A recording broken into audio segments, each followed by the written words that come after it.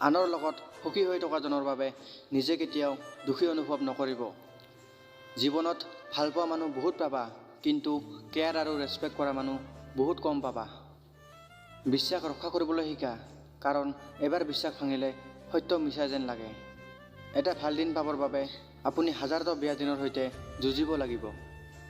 যেতিয়া এজন মানুহে আন এজন মানুহৰ বাবে কান্দে, সেইটো হ'ল আৱেগ, আৰু যেতিয়া এজন মানুহে আন এজনক কন্দুৱায়, সেইটো হ'ল প্ৰতাৰণা। আত্মহত্যা কেতিয়াও সমাধান নহয়, অথচ মানুহে সমাধান বিচাৰি নাপায় কাৰণে আত্মহত্যা কৰে। প্ৰতিষ্ঠিত হোৱাৰ পিছত মানুহে যিটো ব্যৱহাৰ কৰে, সেইটোৱে তাৰ প্ৰকৃত ব্যৱহাৰ। কেতিয়াবা কেতিয়াবা জীৱনত সঠিক মানুহ অহাৰ বাবে ভুল এৰি যোৱাটো প্ৰয়োজন। অনুভূতি, মায়া আৰু ভালপোৱা যিমান কম প্ৰকাশ কৰিব, মানুহে আঘাত কৰাৰ সুযোগ সিমানেই কম পাব। এই স্বাৰ্থপৰ পৃথিৱীত কোনো সম্পৰ্কই নিস্বাৰ্থৰ নহয়, হওক সেইটো বন্ধুত্ব নতুবা ভালপোৱা। কিছুমান পৰিস্থিতিয়ে মানুহৰ জীয়াই থকা প্ৰবল ইচ্ছাটো ভাঙি দিয়ে।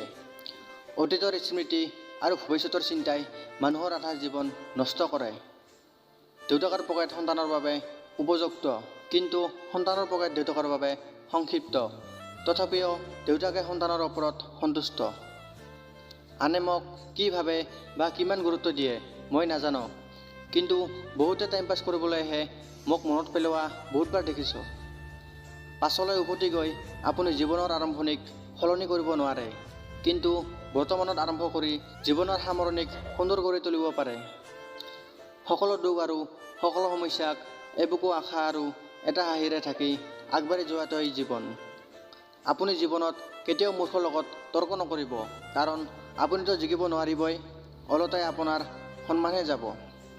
ৰূপৰ সৌন্দৰ্যতাৰ ধাৰা ব্যক্তি এজনৰ চৰিত্ৰ নিৰ্ধাৰণ কৰিব পৰা নাযায়।